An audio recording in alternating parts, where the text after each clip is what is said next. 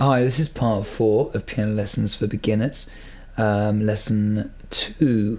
Now, basically in parts 1 to 3, we have gone through root position and first inversion chords, and I've called them thumb inversion and little finger inversion. Now, in this lesson, we're going to go through, we're going to look at middle finger inversion, or as is conventionally known, second inversion. So let's do that right now. Now, first of all, let's go back through the thumb inversion first. So this is root position, or I'm going to call it thumb inversion. Okay, chord 1. Now, just to recap, to find the little finger inversion, you hold those two notes, and then you go up to move the C or note 1 up to 1 an octave higher, and put your little finger on there, and that's your little finger inversion. So let's just run through that again. That's thumb inversion. You hold the middle two notes, and then move this one to an octave higher. I'll explain that bad. Let's do that again. So you hold those three notes. You then take the note 1 and play note 1 an octave higher, and just move your fingers around. And that's your little finger inversion, or first inversion as is conventionally known. Now, for this part, we're going to look at what's conventionally termed second inversion, and that's the only other inversion. There's only 3 inversions, so this is second inversion, but I'm going to call it middle finger inversion, but we'll see why in a second. So what we're going to do now is we're going to start with this first inversion, or little finger inversion. We're going to hold these two notes. We're now going to take the note 3, or the E, and put it up here, so the chord now looks like that. Okay, so let's then move the fingers around.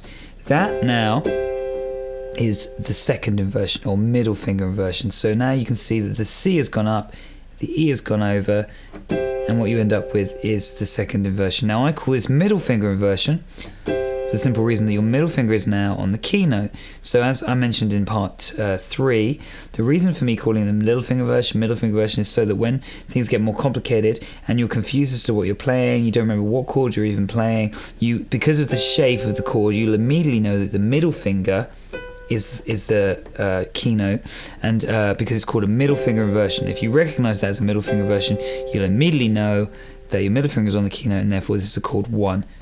Key thing is your middle finger goes on the keynote in this inversion. Okay, so it's middle finger inversion, chord 1. First thing we're going to do is exactly the same as we did with the little finger inversion. We're going to play all of the 6 chords using middle finger inversion. So here's what we do. We put our middle finger now, we lock our hand. Now, as it was the case with the little finger inversion, there's always a gap of 2 under the keynote. So that's the thing to remember. And then these two are normal, just a gap of 1. That's called 1. Lift, lock the hand, move everything up. Middle finger moves onto note 2. Lift, lock, move up, everything up. Middle finger moves to note 3. Lift, lock, move up. Middle finger to 4, then 5, then 6. The first thing you need to do is you need to learn to play all 6 chords, locking the hand, moving up one by one, just as we did with the little finger inversion. Now, again, hopefully if you lock your hand, when you lift, it'll just naturally fall to there, but make sure there's a gap of 2 always under there, and these two are a nice even gap of 1. Okay, now after that, the next thing that you need to do, I suggest you do, is you start trying to play random chords using middle finger inversion. So again, see if you can find a friend to call out numbers for you. We'll try some now. So we're going to start with 1, gap of 2 under 1, middle finger on 1, gap of 1, and little finger. So I'm now going to do as I did with the little finger inversion, I'm going to call out chord 4. So we're going to try and move to chord 4 now. So you lift, lock the hand, move your middle finger up to chord 4, play chord 4. Okay? So we're going to go back to chord 1, lift, move, lock the hand, move everything back, move the middle finger back to chord 1, play again. Lock, move everything up, move the middle finger to note 4, play chord 4. Lock, middle finger, moves down to chord 1, play again. So let's try some other notes now. Let's try 5. So you lift, lock, middle finger moves now to note 5. Play chord 5. Okay, middle finger's on 5. Gap of 2, gap of 1. It's chord 3. Lift, lock, move, middle finger to note 3, chord 3. Okay, let's try chord 6. So lift, lock, moves middle finger to note 6. Play chord 6. So let's try chord 2. Lift, lock, middle finger now moves to note 2. Make sure there's a gap of 2, and then there's a gap of 1 there. Okay. Now the key thing for this phase is you need to find somebody, or just yourself, call out any note number 1 to 6, and then you just need to call out, say 4, move, lift, lock, middle finger on 4, play. And you need to learn to be able to call out any number and go straight to the chord. That's the next phase of your playing now. And if you can't do that, you're not going to be able to use this inversion properly. So before you go any further, just like you did with the thumb inversion and the little finger inversion, you've got to learn to call out any chord and go straight to a middle finger inversion of this chord, okay?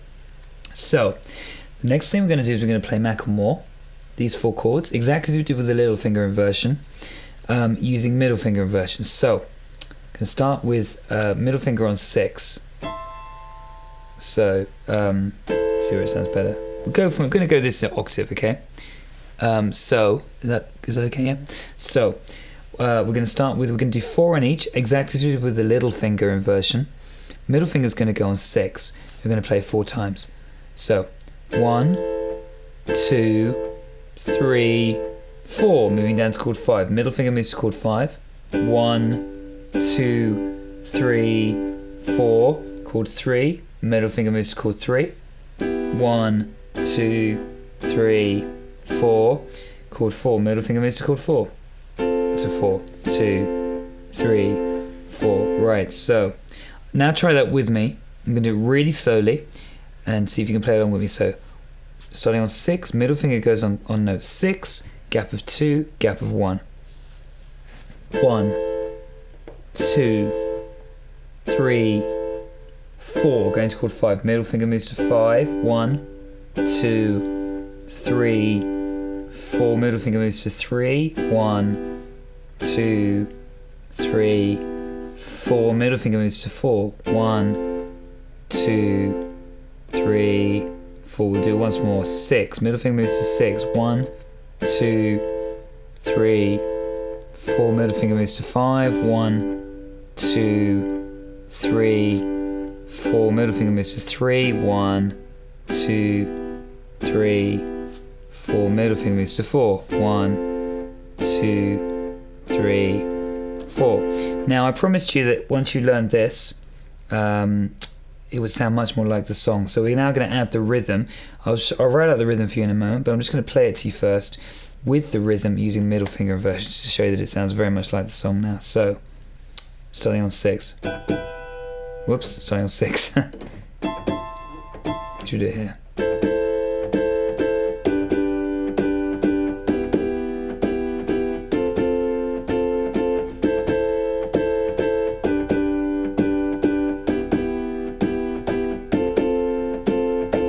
So as you can see, using the middle finger inversion, it's starting to sound very much like the original song now.